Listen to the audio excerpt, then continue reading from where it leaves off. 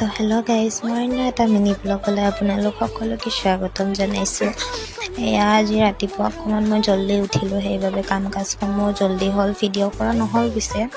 তো এয়া ঘৰ ঝাৰু দি পেলাই মই গা ধুবলৈ গ'লোঁ। গাটো ধুই আহিলোঁ যে দুটামান কাপোৰ আছিলে, দেউতাই থৈ দিছিলে, মই গমেই নাপাওঁ। সেয়া কাপোৰকেইটা ধুই মেলিব যাওঁতে দেউতাই ক'লে, মা এতিয়া নহ'লে মেগীকে বনোৱা, মেগীকে খাওঁ, কাৰণ ভাত খাওঁতে দেৰি হ'ব, সেইকাৰণে মেগীয়ে খাওঁ এতিয়া। তো এয়া মই এইফালে মেগী বনাবলৈ ল'লোঁ। এইফালে আকৌ মেগী বনোৱা হ'ল, খালোঁ, খাই বৈ এতিয়া আকৌ ভাতৰ যোগাৰ কৰিব লৈছোঁ।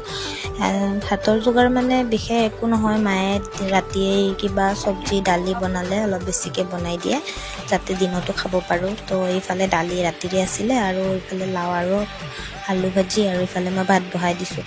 সেয়াই মোৰ আজিৰ মিনি ব্লগটি। যদি চাই ভাল লাগিছে লাইক কমেণ্ট শ্বেয়াৰ